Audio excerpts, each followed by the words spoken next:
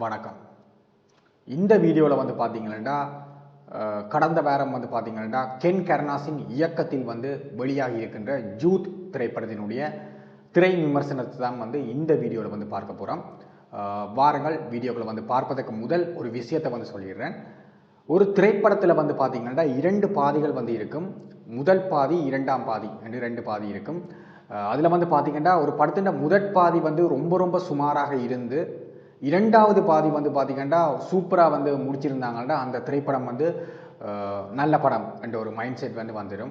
அதே மாதிரி முதற் பாதி வந்து ரொம்ப நல்லா இருந்து இரண்டாம் பாதி வந்து பார்த்தீங்கன்னா ரொம்ப சுமாராக வந்து போயிட்டு இருந்தால் அந்த திரைப்படத்தை வந்து படம் வந்து சரியில்லைன்னு சொல்லுவாங்க.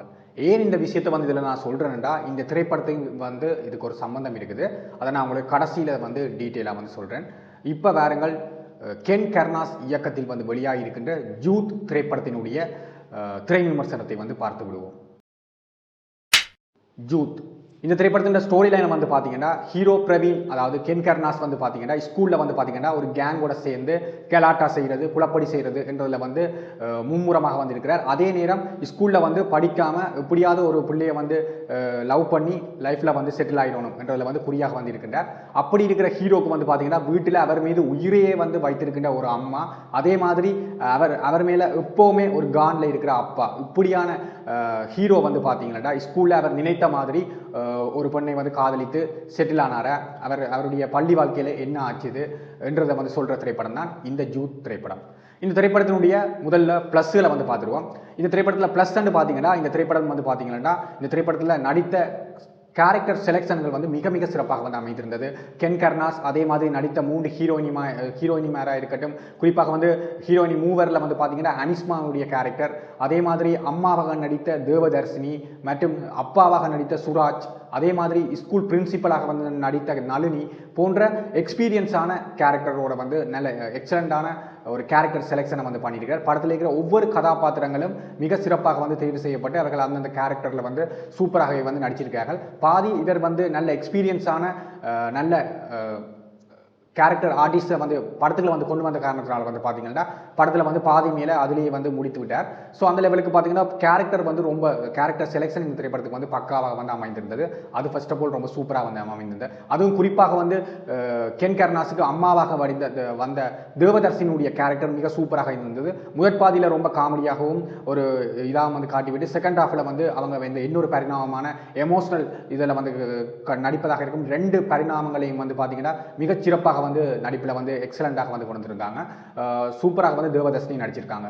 அதே மாதிரி இந்த திரைப்படத்தில் வந்து பார்த்தீங்கன்னா மலையாள ஆக்டர் சுராஜ் வந்து பார்த்தீங்கன்னா நம்ம கென் கருணாஸுக்கு வந்து அப்பா நடிச்சிருக்கிறார். ஒரு கோவக்காரனாக தன்னை பிள்ளை வாழ்க்கையில் எப்போவுமே வந்து தோத்துவிடக்கூடாது என்ன மாதிரி என்று வந்து நினைக்கின்ற ஒரு அப்பா வந்து அந்த கேரக்டரை வந்து ரொம்ப அழுத்தமாகவும் கொஞ்ச நேரம் ஸ்க்ரீன் ப்ரெசன்ட் பண்ணாலும் அதில் வந்து மிக அழுத்தமாக வந்து பதிவு செய்திருக்கிறார். அந்த லெவலில் வந்து பார்த்தீங்கன்னா இந்த திரைப்படத்தில் தேவதர்ஷினி மற்றும் சுராஜினுடைய நடிப்பு மிக மிக சிறப்பாக அமைந்திருந்தது. அதே மாதிரி ஸ்கூல் பிரின்சிபலாக வந்து நடித்த நளினியுடைய கேரக்டரும் வந்து மிக சிறப்பாக வந்து எழுதப்பட்டிருந்தது. மற்றபடி மற்ற கேரக்டர்களும் ஓரளவுக்கு சூப்பராக எழுதப்பட்டது. குறிப்பாக வந்து 3 ஹீரோயினிகள் வந்து ஒன்றான அனிஸ்மா, அவங்க வந்து உங்களுக்கு ஏற்கனவே தெரிஞ்சிருக்கும் சிறை திரைப்படத்தில் நடித்த ஹீரோயினி, அவங்க தான் இந்த திரைப்படத்தில் வந்து மெயின் ஹீரோயினியாக நடிச்சிருக்காங்க. அவங்களுடைய கேரக்டரும் மிக சிறப்பாக வந்து எழுதப்பட்டிருந்தது. ரொம்ப சூப்பராகவே வந்து அவங்க அதை வந்து உணர்ந்து வந்து நடிச்சிருக்காங்க. ஸோ ஓவரால் வந்து கென் கருணாஸும் அந்த ஒரு ஸ்டைலிஷான ஒரு fan boy, STR fan boy மாதிரி ராத்து பண்ணுற மாதிரி ரொம்ப அந்த கதாபாத்திரத்துக்கு ஏற்றால் போல ஓரளவுக்கு சூப்பராகவே வந்து நடிச்சிருக்கின்றார். அதே மாதிரி இந்த திரைப்படத்தில் அடுத்த ப்ளஸ் வந்து பார்த்தீங்கன்னா இந்த திரைப்படத்தில் ஜிவி பிரகாஷினுடைய இசை மற்றும் பின்னணி இசையும் வந்து மிகச்சிறப்பாக வந்து அமைந்திருந்தது. படத்தில் வர பாடல்களாக இருக்கட்டும், அதே மாதிரி படத்தினுடைய பேக்ரவுண்ட் மியூசிக் எல்லாம் மிகச்சிறப்பாக வந்து அமைந்திருக்கிறது. படத்துக்கு வந்து ஒரு மெயின் ஃபில்லராக வந்து பார்த்தீங்கன்னா ஜிவி பிரகாஷினுடைய இசை வந்து திரைப்படத்துக்கு வந்து மிக மிக சிறப்பாக வந்து அமைந்திருந்தது. அதே மாதிரி இந்த திரைப்படத்தில் வந்து அடுத்து பெரிய ப்ளஸ்ஸாக வந்து அமைவது இந்த திரைப்படத்தினுடைய இரண்டாம் பாதியில் அதுவும் கடைசி 20 நிமிடத்தில் வர அந்த சென்டிமெண்ட் மிகச்சிறப்பாக வந்து அமைந்திருக்கின்றது. இந்த திரைப்படம் வந்து ஆரம்பத்தில் இருந்து ஒரு உயிரோட்டம் இல்லாமல் ஒரு படத்தில் ஏதோ ஒரு மிஸ்ஸிங்காக ஒரு படத்தில் ஒரு கதைக்கு வந்து ஒரு எவ்வளவு உயிர்ப்பு இருக்குமோ அந்த ஒரு உயிர்ப்பு இல்லாமல் நோமலாக ஃப்ளாட்டாக போகிற கதை வந்து பார்த்தீங்கன்னா கடைசி 20 நிமிஷத்தில் தான் இந்த திரைப்படத்துக்கு அந்த உயிர் கொடுத்தது போல மிக சிறப்பாக வந்து அந்த கடைசி 20 நிமிஷம் வந்து சென்டிமெண்ட்டாக ரொம்ப கனெக்ட் ஆகிருந்தது. அதே மாதிரி படத்திலையும் வந்து ரொம்ப சென்டிமெண்ட்டாக வந்து கனெக்ட் ஆகியிருக்கின்றது. அதே மாதிரி இதுகள் தான் இந்த திரைப்படத்துக்கு வந்து ப்ளஸ்ஸாக வந்து அமைகிறது. அமைந்திருந்தது. இந்த திரைப்படத்தில் இருக்கிற அடுத்த மைனஸில் வந்து பார்த்துருவோம்.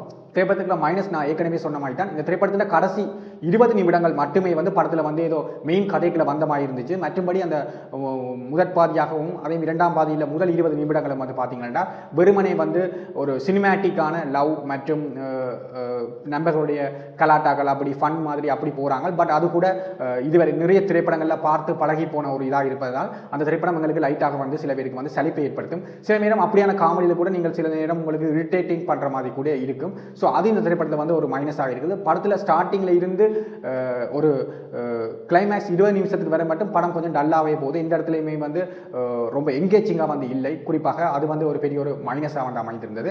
அந்த கடைசி 20 நிமிஷம் தான் படத்தை வந்து காப்பாற்றி இருக்கின்றது. அந்த 20 இது கிட்டத்தட்ட பார்த்தீங்கன்னா ஒரு ஷார்ட் ஃபிலிமுக்கான கதை. அதை கொஞ்சம் பெரிய திரைப்படமாக எழுப்பதற்காக முன்னுக்கு கொஞ்சம் நண்பர்களுடைய காமெடிகள் அது எழுதுகளை போட்டு ஒரு மாதிரி கல்லா தேட்டி ஒரு படமாக வந்து கென் கர்னாஸ் வந்து ப்ரெசென்ட் பண்ணியிருக்கிறார். அவருடைய ப்ரெசென்ட் வந்து நல்லா இருக்குது. பட் ஆனால் அவருடைய முதற் பாதி வந்து இன்னும் கொஞ்சம் அவருடைய மஜிக்கல் கொஞ்சம் ஒர்க் ஆகலை என்றதான் என்னுடைய பர்சனல் ஒப்பீனியன். அது மாதிரி இந்த திரைப்படத்தில் அடுத்து இருக்கிற மைனஸை வந்து பார்த்துருவோம்.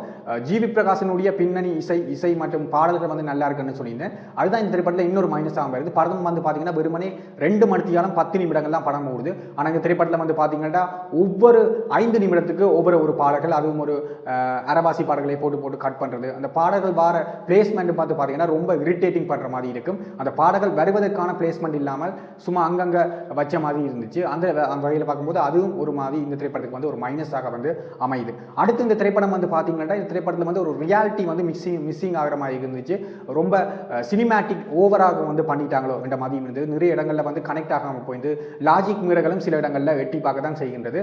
அப்படி இருக்கின்றது. ஆனால் இருந்தாலும் இந்த திரைப்படம் வந்து ஒரு பார்க்கக்கூடிய மாதிரி தான் இருக்கின்றது. குறிப்பாக வந்து பார்த்தீங்கன்னா ஒரு இன்டர்வல் சீனில் வர ஒரு 5 நிமிடங்களாக இருக்கட்டும், அதே மாதிரி கிளைமேக்ஸில் வர 20 நிமிடங்கள் மற்றும் அங்கங்கே நண்பர்களுடைய காமெடியிலும் அங்கங்கே சில இடங்களில் கிளிக் ஆகிறதுனால் இந்த திரைப்படம் வந்து ஒரு ஓகே ரகம் என்ற ரேஞ்சுக்கு வந்து வருது. நான் ஏற்கனவே இந்த வீடியோ வந்து ஸ்டார்ட் பண்ணுறதுக்கு முதல்ல வந்து சொல்லியிருந்தேன். ஒரு திரைப்படத்தின் ஃபர்ஸ்ட் ஹாஃப் வந்து ரொம்ப சுமாராக இருந்து செகண்ட் ஹாஃப் வந்து பார்த்தீங்கன்னா சூப்பராக வந்து பண்ணியிருந்தாங்கன்னா அந்த திரைப்படம் வந்து நல்லா இருக்குது என்ற ஒரு இதை வந்து பெற்றுவிடும் என்று சொல்லியிருந்தேன். அந்த வரிசையில் தான் வந்து இந்த ஜூத் திரைப்படம் வந்து இணைந்து கொள்கின்றது.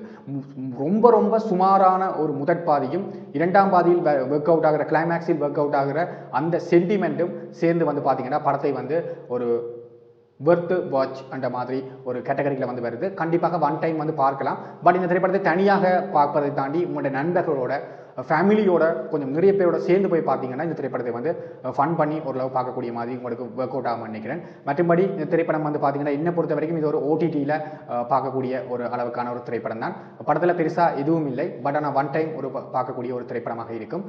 இந்த ரிவ்யூ உங்களுக்கு பிடித்திருந்தால் உங்களுடைய கருத்துக்களை வந்து கமெண்ட்டில் வந்து தெரிவிங்க. அதே மாதிரி ஜூத் திரைப்படம் உங்களுக்கு என்ன மாதிரி என்றதையும் வந்து கமெண்ட்டில் மறக்காமல் வந்து தெரிவிங்க. இது போன்ற சினிமா விமர்சனங்களை வந்து நீங்கள் தொடர்ச்சியாக வந்து பார்ப்பதற்கு நம்மளுடைய தர்சன் டாக்கீஸ் யூடியூப் சேனலை வந்து மறக்காமல் சப்ஸ்கிரைப் பண்ணிக்கோங்க. மீண்டும் இன்னொரு வீடியோவில் வந்து உங்களை வந்து சந்திக்கிறேன். நன்றி.